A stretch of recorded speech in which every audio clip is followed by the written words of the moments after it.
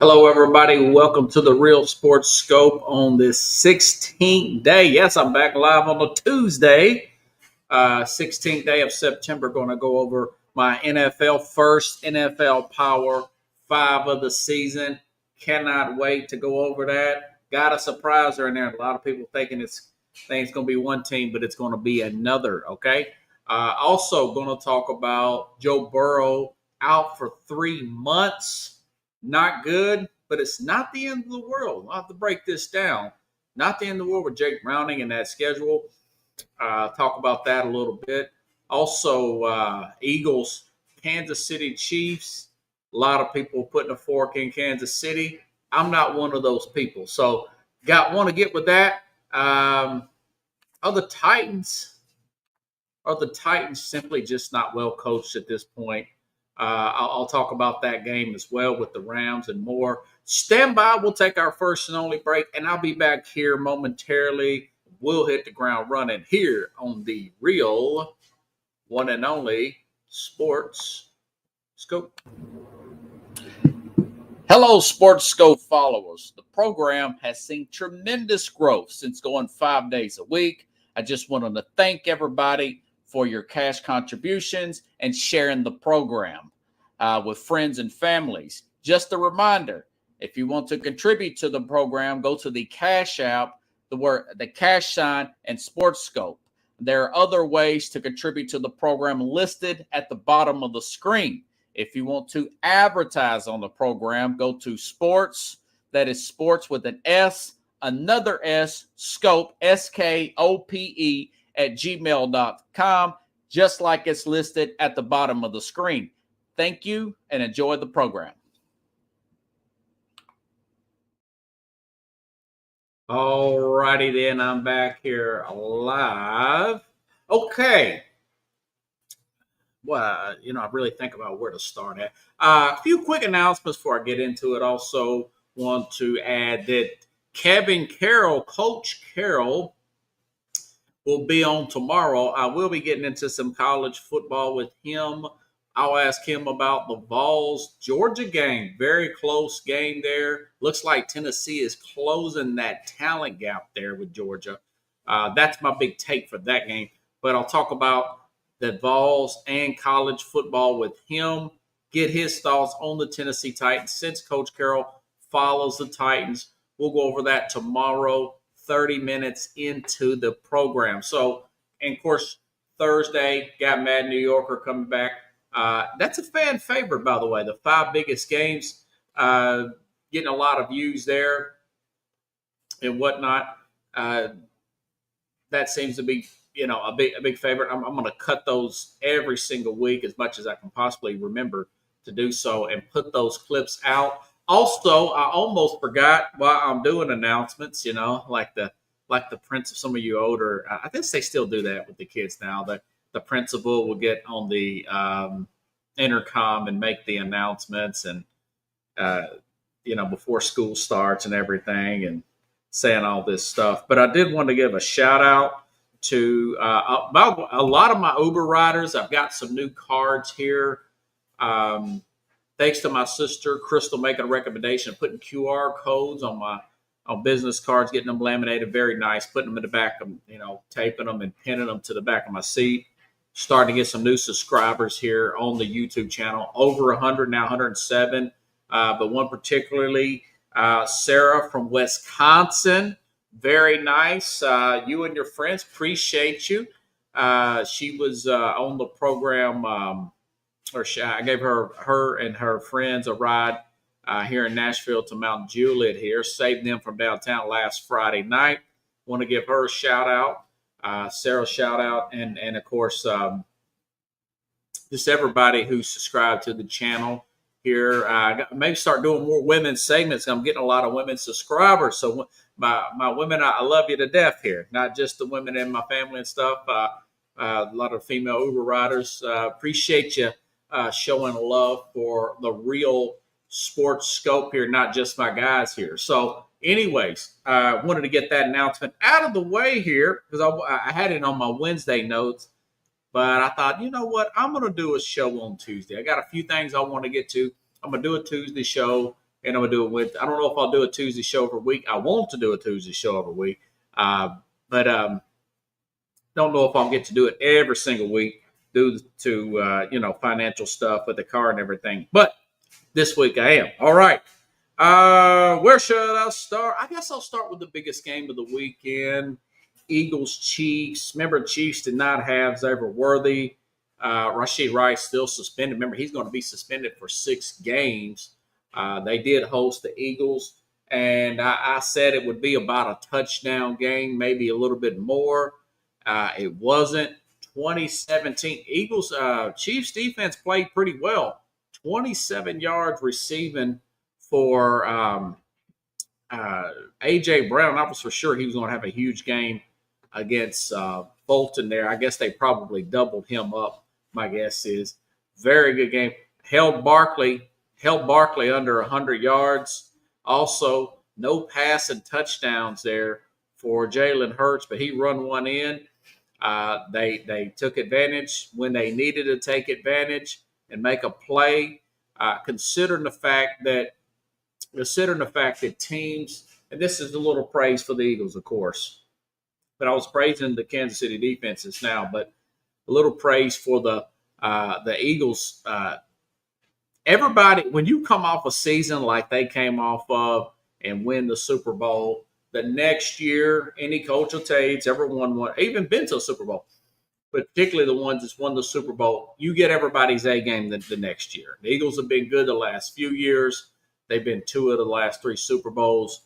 They're going to get everybody's A game. They humiliated this Chiefs team, and you know the Chiefs are going to be ready. And considering the fact without Worthy there, you have a rookie left tackle there going against this front here, and it was still a game. It was still a game without those 2 main wide receivers and a tight end that's way past his prime here, in Travis Kelce. But my thing is, I think they found something. People say, well, they can't get the ball downfield. Talking about the Chiefs now. Can't get the ball downfield. I mean, totally missed. I mean, just by an inch. Patrick Mahomes missed Traquan Thornton for a touchdown. And a few series later, came right back to him, hit him for a 49-yard touchdown pass there. And I thought to myself, they had 1 interception, gave up 2 sacks, and I understand they can't run on them. A lot of people with Jalen Carter cannot run on the Philadelphia Eagles. The Philadelphia Eagles last year were the number 1 team as far as yards allowed, least yards allowed in the NFL. It's hard to run the football. Yeah, Patrick Mahomes was a leading rusher there. But you put all that together, and this is a 3-point competitive game. I think it's not over for the Kansas City Chiefs. You could throw those statistics out the window when you're dealing with the Chiefs, an Andy Reid coach team led by Patrick Mahomes. I think they're going to get it back together. They'll bounce back big this week against the Giants. Of course, the Giants are 0-2 also. It'd be huge for the Giants to knock them at 0-3. They still got to show up. But you look at the fact that the way they played in that game, I think they fixed a lot of their problems. Obviously, they got to get Rashid Rice back. They probably have Xavier Worthy back this week. And you look at the fact that they're 0-2, yeah, it's not a cakewalk by no means going ahead of them. And I'm just not this, hey, I'm a big Chiefs fan. No, I'm just calling balls and strikes. I'm not saying that they're going to. I said they'll win this division somehow, and I thought that they'll come up short of the Super Bowl again. But I don't think they're going to fall off like a lot of people are saying. Yeah, they got the Giants next week, and they've got Jacksonville the week after that, or Baltimore-Jacksonville, in the next 2 weeks. But they also got the Raiders coming up. They got Detroit at home. They've got Washington at home. And then later on after the bye week, which is in week 10, they'll have Rashid Rice back at that point. Who's to say they can't go on a run? The last 5 weeks of the season, it's Houston at home. They don't look to be that good. Denver, Tennessee. We saw what Tennessee is. They play the Colts. They play at Dallas. So those are big winnable games there for the Kansas City Chiefs. You know, uh, like I said, I was more impressed with them than what others were, considering that they're playing this really good Eagles team, which typically teams that play really well, like the Eagles have, you're going to get your A game. They're still playing at that high level. That momentum is rolling into the next season. I can't tell you how many times during that 10-year drought where the Patriots lost Super Bowls, but during that 10-year drought, but they would come in like a house of fire for the season, coming off of a Super Bowl win the prior year or a Super Bowl lost. You see what I'm saying? And they would get off to Super Bowl win. Excuse me. They get off to a really good start the next year, and everybody thinks this is worth not watching. The Patriots going to beat everybody, and then end up losing to a Giants team or somebody of that nature, and or losing to a Denver team in the playoffs and whatnot. So it's all just keeping it perspective on the season as is. You can't just assume something's going to happen. That's what I like about the NFL. Things can change on the dime. Things come together. Other teams get injured. Your team gets healthy somewhere. Something clicks. You find a player out of nowhere. And sure, before you know it, the whole narrative has changed in 1 week. Okay? So that's my thoughts on that game. Not the end of the world for the Chiefs. And the Eagles are getting about what I thought. My only issue with the Eagles is a lack of production of A.J. Brown. If they start losing some of these games, is he going to start pouting? There's still a slight chance they could trade him and still be fine. They've got DeVonta Smith there. I noticed they didn't have Dallas Goedert this week. I mean, they'll get him back at some point. And they'll use one of these other alternate receivers here. I don't think they're going to move off of him, but you cannot rule out the fact that they very well may do that at the trade deadline, A.J. Brown, even off of a winning team. I said I wouldn't extended him after the initial extension anyways. I said I would probably move off of him after you got your Super Bowl. You got what you needed. He got his money. Everybody's happy. He's going to start wearing thin because this is a power team. This is not a passing team. So that's a story. I know it's just 2 weeks in the season, but it's one to keep an eye on, in my opinion. Okay? All righty then. Move him to New England and play for his old coach, who will keep him tightened up there in Mike Vrabel. Other big story, a lot of people would have led with this story, but I know it's already been out for a day or so. Joe Burrow, go figure, hurt again. Joe Burrow, grade 3 toe ligament, turf toe. Got a torn ligament in there, not good, which he's going to be out about 3 months, according to Adam Schefter, and of course, Ian Rappaport, all the big NFL guys. But listen, folks, it's not the end of the season. Jake Browning rallied them back in the middle of that game, and they came back and won the game, and the score was 31-27. And who on this program made that prediction? I don't know. Let's see if we can play it. I meant to download this guy's comment, but he just ran out of time. Listen to me on this program talking about this Jacksonville-Kansas City game, or Jacksonville-Cincinnati game, which was nailed right on the money.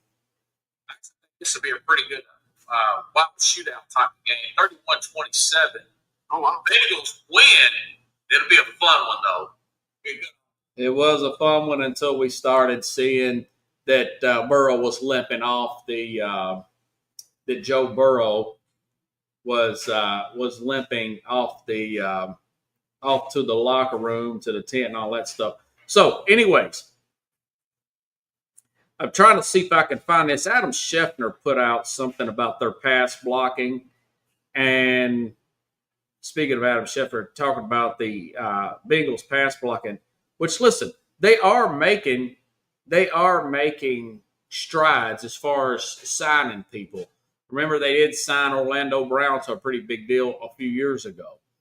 My thing is, why don't you take it a step further and invest into an offensive line coach? Okay, why don't you go that route? But so this is what Adam Schefter put out after this came about. Bengals pass pro ranks since drafting Joe Burrow pass blocking win rate. According to ESPN research, they were 29th his rookie year, 29th in the league. And of course, he got hurt. Second year, they went to the Super Bowl. 30th in the NFL. Still got to the Super Bowl.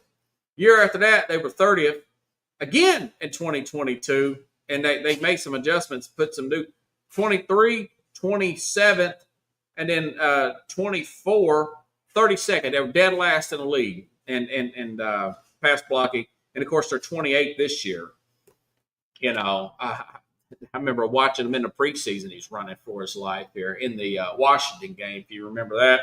And I'm reading here, and all these reporters saying, get him out of there. He's going to get killed in there.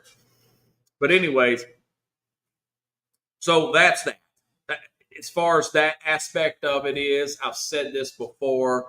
I'll say it again. Under Mike Brown, this ownership, there's no way I would pull a Carson Wentz and say, trade me or I won't play. I wouldn't do that. That's going to hurt your play. That's going to hurt your timing. Look at the long layoff at Sean. Well, I think that really affected. I know that Watson had his issues with the massage therapists and all the lawsuits and all that, but this guy missed over a year. Totally didn't play at all, and I don't think he really recovered and got his timing back. Not comparing him to Deshaun Watson, but it took Carson Palmer a while. Once he eventually did get traded to the Raiders of all teams, it took him a while, and he was awful with the Raiders. And eventually, he moved off and went on to the Arizona Cardinals and had a decent little run there. Got to an NFC Championship game, if you don't recall, back in the day, and they lost to that. They lost to that Carolina team that went to the Super Bowl back in 2015, if I'm not mistaken. Yeah. My thing is just play the rest of this. You signed the contract, got the money, you got your boys' money, the two receivers. Play it out and protect yourself at all times. Protect yourself at all times, and go sign somewhere else. You know, and just tell him at the end, I've played my contract out. Let's just move on from this thing, okay? I think he would honor that. And this guy would be 31, 32 years old.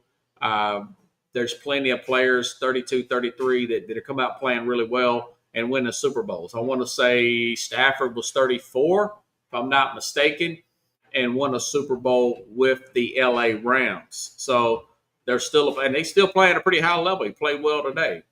That's what he could do.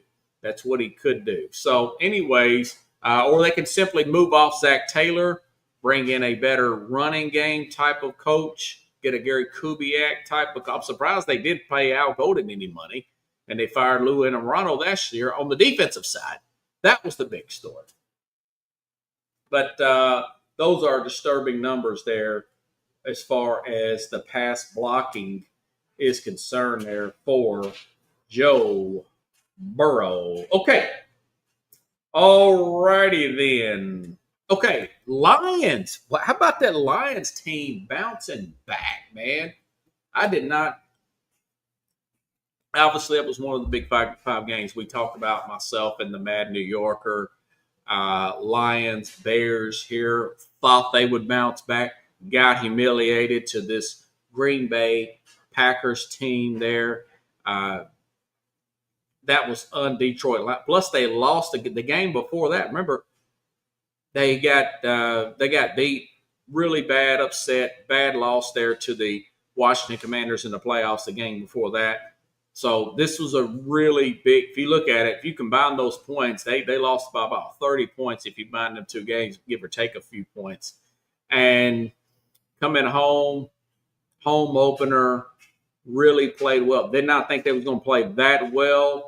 Them in the stat line there for Jared Goff. Man, I think I screenshotted it. Let me go back here and check it. if I can find it here. Yeah, Jared Goff, 5 touchdowns, no interceptions, 23 of 28. I mean, 5 incompletion. That's the Jared Goff with Ben Johnson, right? That's the same guy we knew last year. I think he went one game almost. I think he had 1 incompletion the whole game last year. I mean, he's almost perfect here. Just a very good game. Now, of course, the Bears had some defense. Jalen Johnson got hurt in that game. Already had secondary issues. Totally got taken advantage of. Just a very good game there for them. Listen, I've been begging for the Lions to get back on track to in my mind and my spirit here, so we can hear Dan Campbell. We can hear Dan Campbell's post-game speech, which always fires me up, going back to last year and even the year before that.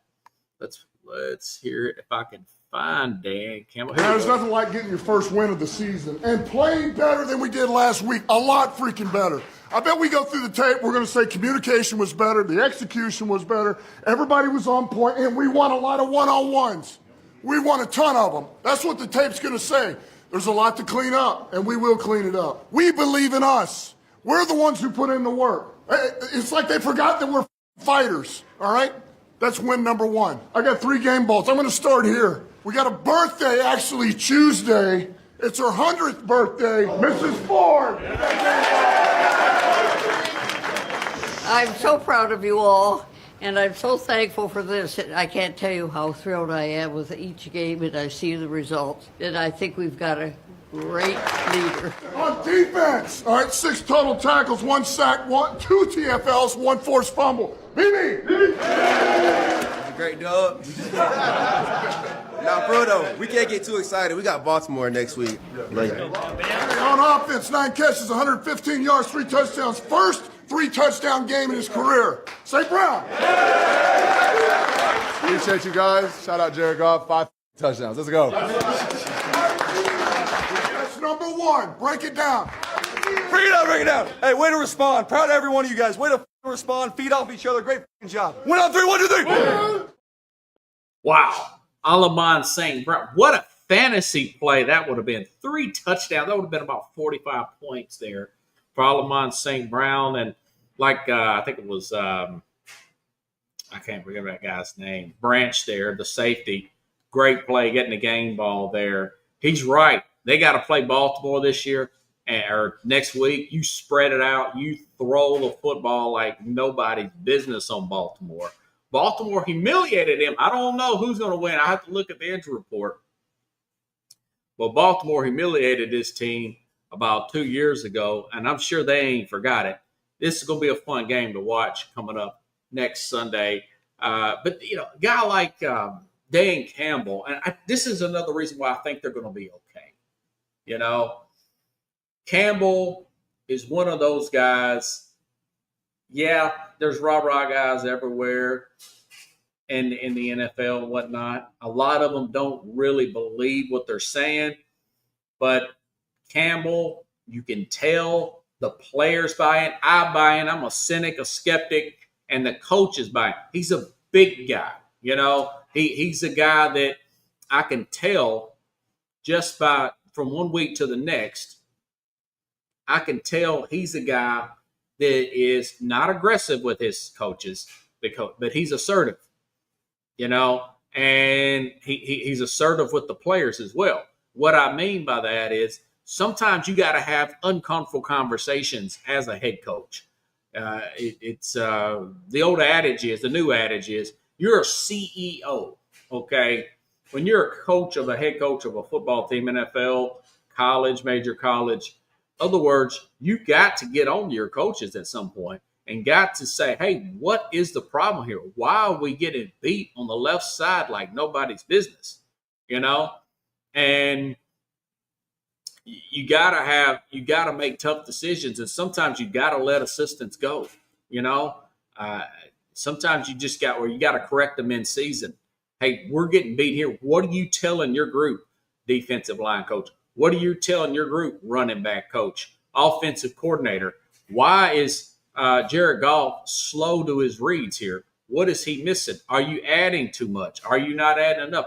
He's a communicator like that, and they know he's coming from a good place the way he acts. I've been watching him because, unfortunately for them and us as fans and whatnot, since they had the first season when they had him on Hard Knocks, right?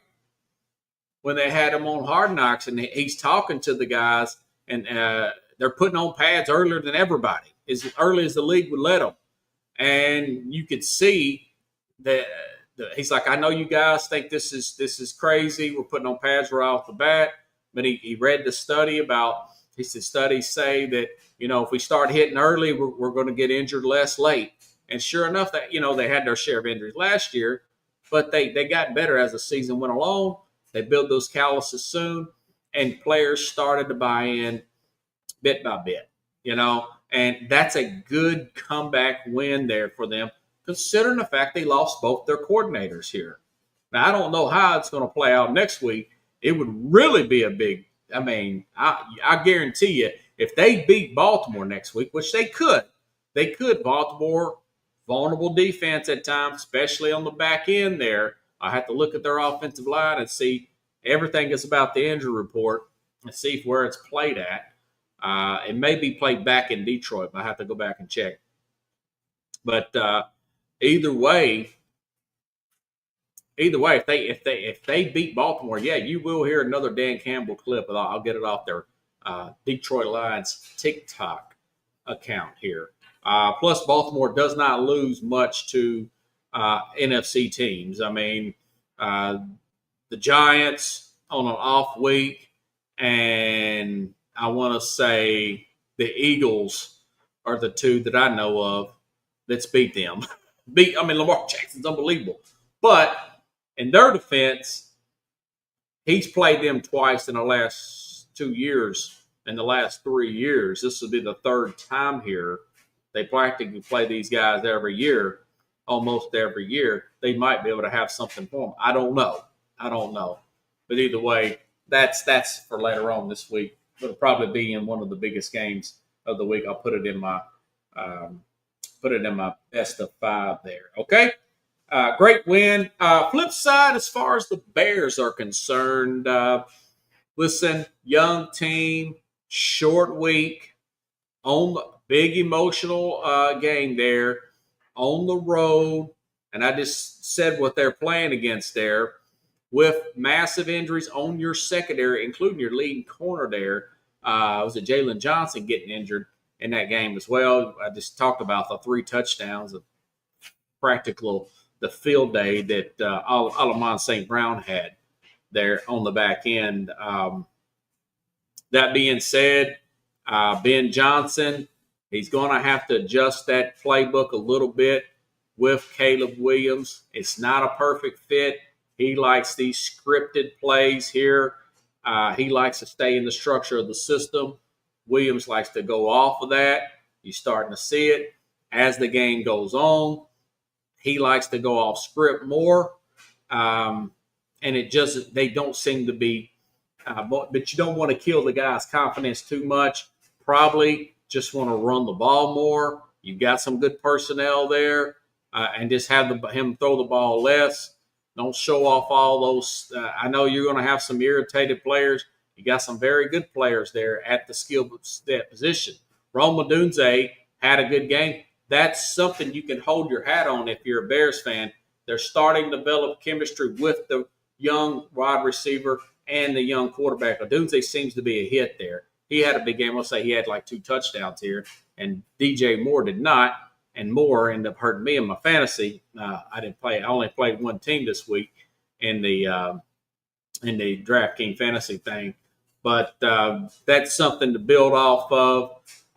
Williams, it's not looking good right now, but again, gotta get back to just running the ball and have him throw it less, and just have him easy throws that he's comfortable with making there, and just become a running team and try to get that defense back healthy again. Again, I had them at 6-11 for a reason, so I thought they would lose this game.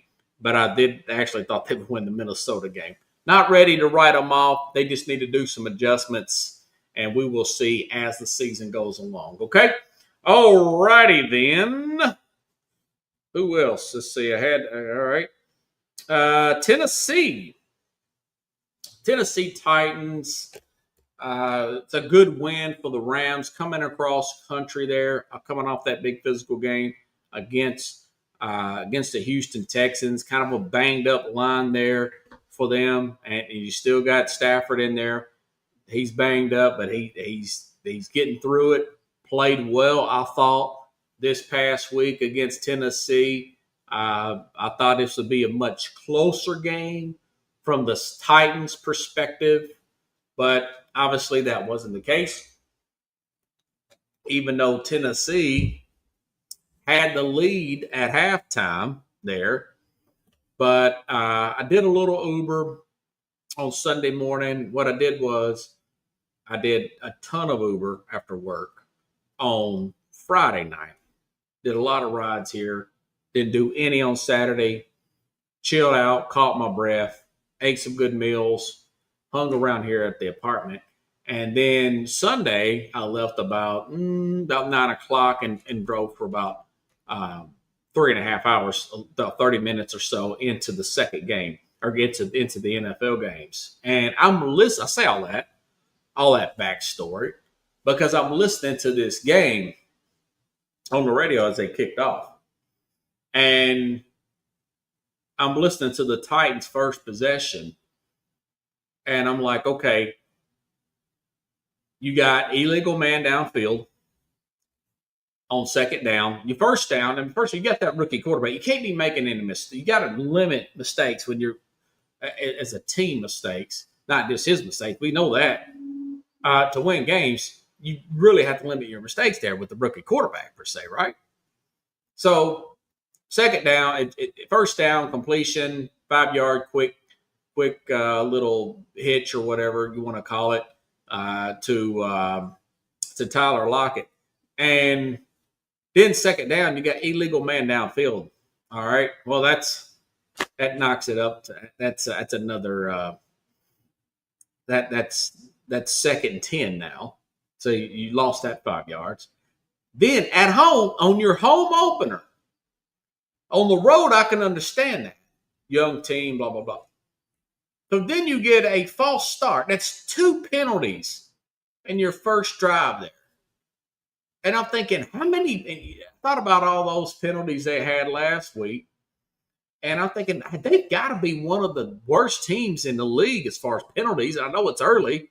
So I looked them up. They're the worst team in the NFL in penalties. And I want to say, let me look at this screenshot again so I won't mess this up. I want to say it's like 45 yards difference. So Tennessee has gotten 23 penalties for 198 yards. The team in second would be New England at 145. That's half of a football field, folks.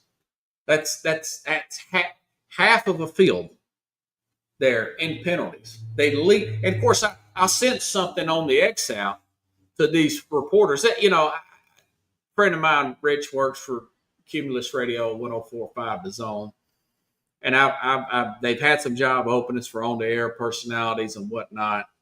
And I'm thinking, I wonder how long it would take for me to ruffle feathers if I got that job.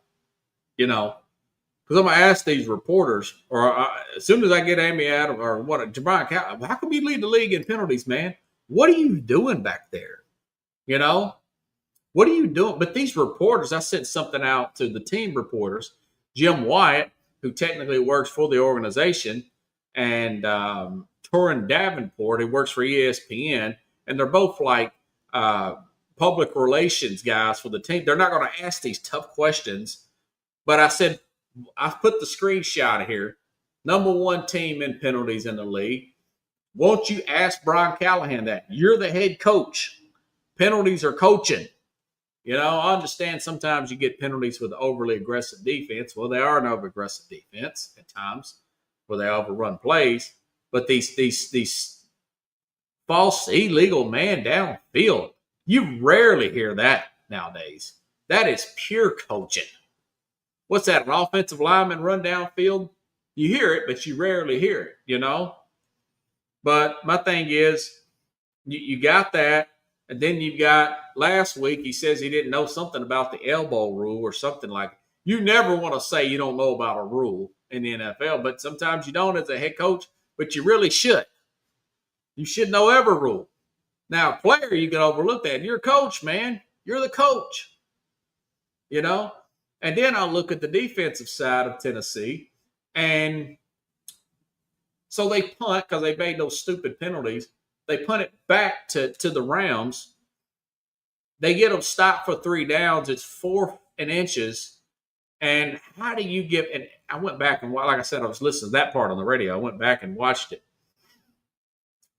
And they give up on 4th inches an end-around play to Puka Nacua for 45-yard touchdown run.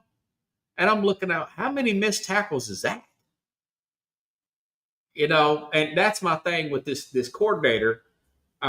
He makes some good plays, but he gives up a lot of big plays. Too many in my, you know, they're like 26th or something against the run last year. He said, we're going to fix that. Well, yeah. Yeah, you're overrunning plays, man. These guys are overrunning plays. There's no excuse for this stuff. You know, this team, and I know it's 2 games into the second season.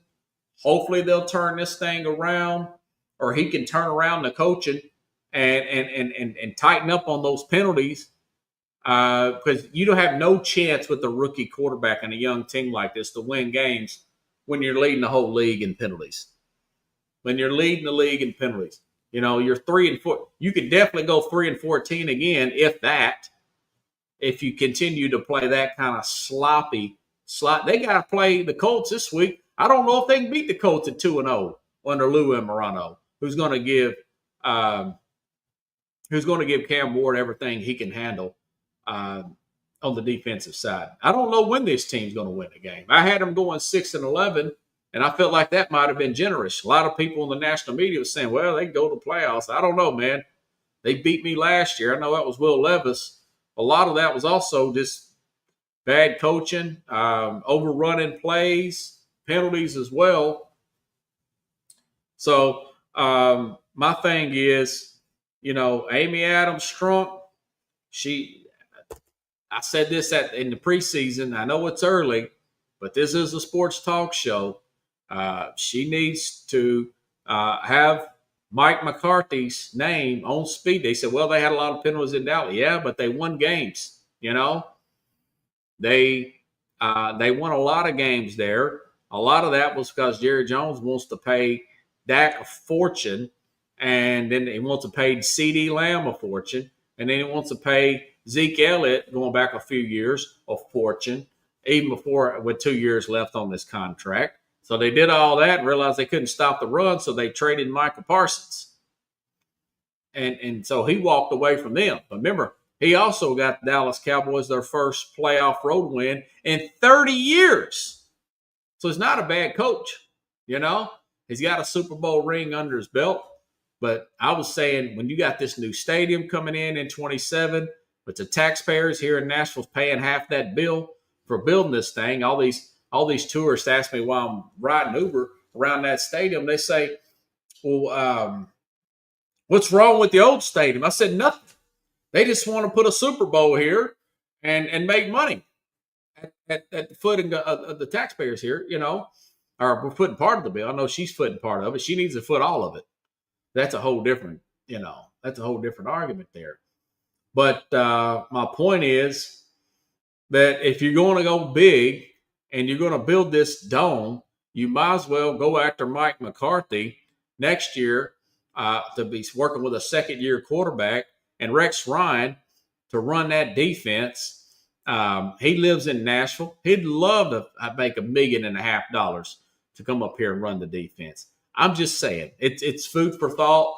Hopefully this will be a moot point and Tennessee will go on a run and they'll start to rally around Cam Ward. But I've just got a feeling that it's just not going to work out under Brian Callahan as of today. Okay? And as far as the Rams, listen, they're playing well. That's a good transition, actually. Power 5 time, folks. Power 5 after week 2. I always start with number 5, and then I'll work my way down to number 1. Okay. Rams. Speaking of the devil, considering the fact they've had injuries, considering the fact that Matt Stafford has had this back injury, I'm pretty freaking impressed with them. I like the way they're getting Devontae Adams involved in the offense. He's a good – now, people would disagree with me, but I still think he's the number 2 receiver. Some may say he's number 1. I say he's number 2. He's, 33 years old now. Love the route tree they got for him. Had a good game Sunday against the Tennessee Titans. So did everybody. Offsetting Puka Nacua. We already know about the defense. Jared Verse, potential defensive player of the year candidate coming into the season. The guy's got 71% completion percentage this year. He's played really well against Texans and Tennessee. Also, the defense is 4th in yards allowed, 1st in points. Now, of course, they played the Texans and the Titans but the Texans won their division last year.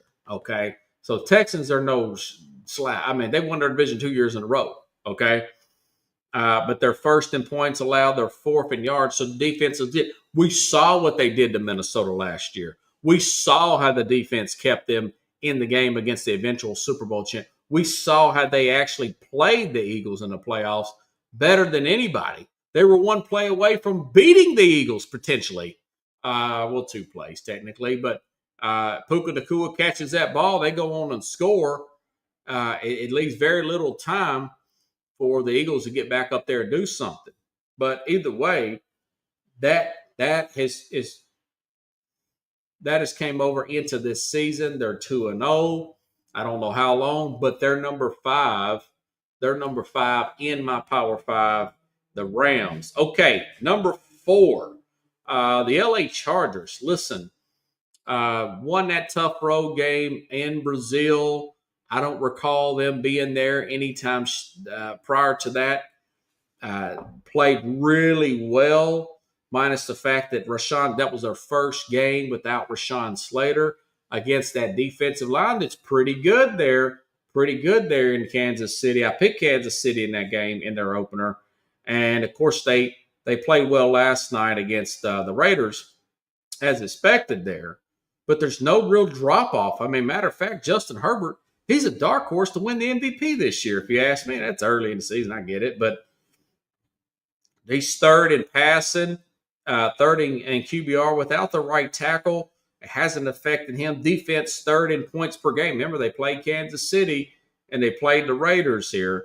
All I know, Kansas City is not a juggernaut, but it's still pretty good for 2 games here. And you throw in Herbert's play there, getting involved other players in their offense there. With Quentin Johnson there, I noticed he had a pretty good game last night. And Ladd McConkey is going to get his. He's going to get his. And, of course, the running game they've got. So I got them at number 4. I think the Chargers are sharp right now, playing with a lot of swagger. Jim Harbaugh's gotten his team playing well. The opposite of a Tennessee team. Pretty well coached football team. Love the way Greg Roman, like I said in week 1, caught a magnet. He was ahead of Steve Spagnuolo all game long in week 1. So very impressed. Got the Chargers at number 4. Number 3 in my Power 5 here. Buffalo, of course. Would Buffalo be higher? Yeah, but they gave up that 40 burger to the Baltimore Ravens. Defensively, that was a major letdown now. It's early. It's September. As I've said before, you're going to see these high-scoring games here. You're going to see these wild, high-scoring games in September. But that being said, they come roaring back in that game. Right now, they're number 1 offense in the NFL. They're 2nd in passing, 2nd running. So they're just not a one-dimensional team. You hear what I said? Second in passing, second in rushing. That's pretty good. This defense will get better. You know, when you added Joey Bosa, their first 4 picks, I want to say, was all defense. That will get better. I don't think it's going to get. I don't think it's going to be maintained like this. They did a good job against the run against the Jets. Practically shut down Breece Hall, kept him under 40 yards there. When I thought he was going to run wild against them, kind of like he did against Pittsburgh, found out Pittsburgh's run defense isn't that good. But anyways, let me go back to part 2 here. The defense will get better as they usually do, and the offense will keep humming again, first and second in the league in yards and rushing. Like I said, they tightened that run defense up this past week, and I think they'll continue to get better. If they don't, they can always make a move at the trade deadline and add some more depth there on their defense to help it out, because this is their year. I had them winning the Super Bowl. So still got them doing that. All right. So they're number 3 in my Power 5. Number 2, this may catch a few people by surprise, but it is what it is. The Eagles. Super Bowl champs, haven't dominated their first 2 games. Remember, 1-score games in both of the teams, one against Dallas and, of course, Kansas City. But that being said, I think they would have played much better against Dallas if Jalen Carter didn't get involved in that Spitgate thing. And listen, I'm still keeping them at 2. I understand that when you win the Super Bowl like they have, the fact that they were in the Super Bowl just a few years ago, like I said earlier, they're going to get everybody's A game, okay?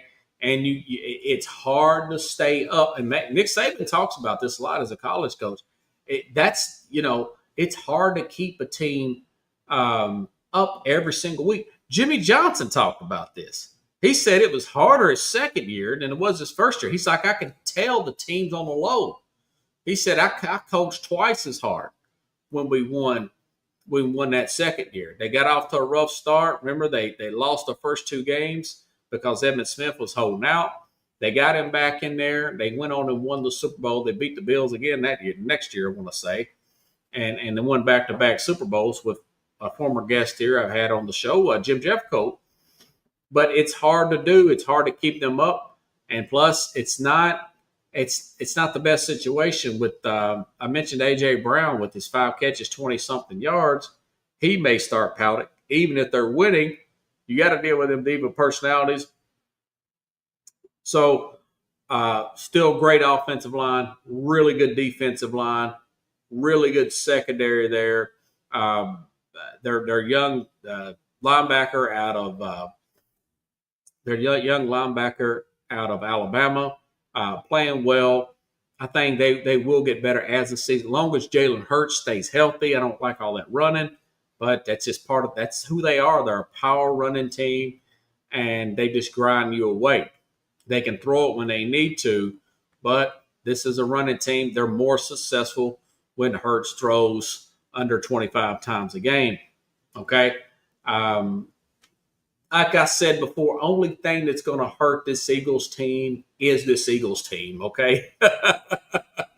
It's going to be within. Of course, injuries, but mainly it's going to be within with them. Very well-run organization. But I got them as number 2 this week. This is just 2 weeks into the season. This is just a snapshot. This ain't how I think they're going to play out throughout. They're number 2. Right now, I think they'd be favored against practically anybody in the league, but they're not dominant. They're not the most impressive team to start the season. I think the most impressive team to start the season is the Green Bay Packers. The Packers have beaten 2 playoff teams by double digits. Double digits. That was a 3-score game for a long time against Detroit. And we saw Detroit still pretty good. We saw what they did to Chicago. They thumped Chicago and then turned around and beat this Washington team that was in the NFC Championship game. That's two playoff teams. Beat them by double digits as well. Never felt neither team was really in the game. Defense is legit under Michael Parsons. Third in yards allowed, fourth in points allowed, and they're second against stopping the run here. So much for the Kenny Clark loss there on the defensive line, trading him for Michael Parsons, giving up those picks. So I know they've got some injuries at the I think it was his name, Jaden Reed or whatnot, receiver. He's got a broken collarbone. They're going to get Watson back, but they still got Golden, and I love those two tight end combinations. Good running game here. They drafted really well, and they've seemed to simply hit on all those skill players per se. Dobbs is still in there. So I like their balance there. I like the defense. I like their creativity on the offensive side. So let's go back over this again. Number 1, Green Bay in my Power 5. Number 2, the Philadelphia Eagles in my Power 5. The number 3 team would be the Buffalo Bills. The number 4 team would be the LA Chargers, and the Rams would be 5. That's my top 5 right now. Honorable mention, yeah, I could have put in the Tampa Bay Bucks, but they lost a defensive tackle. They came out today. He's going to be done with a torn pec. One of their starters there on the defensive side, they still ain't got their left tackle Rourke back, but they played well. 2 big road wins for them. They got honorable mention per se, but we'll see. It's 2 weeks into the season. You'd rather be 2-0 than 0-2. I'll tell you that. Quick take on that Terrence Crawford, Canelo Alvarez fight. Watch the whole thing. My biggest issue with these fights like this, they're in Vegas. They tell you the fight's going to be at 8 o'clock Central or 9 o'clock Eastern. That's just the start because they want to start everything at 7 o'clock on the West Coast. I get that, but you cannot wait till midnight to fight the fight, man. Even on Saturday night, I think the fight should be at 10 p.m. Central, 11 p.m. Eastern. The actual fight. That, not the undercard, not all that build-up junk, the fight. The fight should be. And you got 12 rounds, that's 36 minutes. On a Saturday, you can get away with that. But these fights are too long. As far as the fight itself, I picked Crawford in a 12-round decision. That's what happened. I felt like at 37 years old, man, what stamina did he have? Canelo, bigger guy, longer reach, a little bit younger, slightly taller. He could not get him in a corner. He could not get him on the ropes. Crawford stuck and moved the whole time. But he got some clean ones in as the fight went along. He's in exceptional shape. He's a stand-up guy. He told everybody to get home safe, and they thank God at the very end. And come up, 30 pounds or something? He came up a lot to fight in his weight class. He only took $10 million. Did not even make a lot of money. He wanted it for his legacy. So very impressed there. Very impressed with Terrence Crawford. I kind of like to see him fight Jake Paul, but Paul's a little heavier. He would have to come down and weight. Paul's so cocky, man. I love to see somebody fight that guy. But again, tomorrow, folks, I'll have Kevin Carroll back on the program. Talk some college. I haven't talked college yet, right? Since the season came along. But got Coach Carroll there. Going to talk a lot of college game. Going to talk Tennessee. Going to talk the top teams, of course, in the league. Is Ohio State legit? They're the number 1 team now. Is Oregon the number 1 team? Some people think Oregon may be it, Is LSU the number 1? They got another big win over at Florida last week. But anyways, we'll be back here tomorrow. I ask him his thoughts on the Titans and my complaints about that coaching staff or lack thereof it. So stand by. We will be in it tomorrow. Have a good night, everybody. I'll see you tomorrow, same time, same place here on The Real Sports Scope.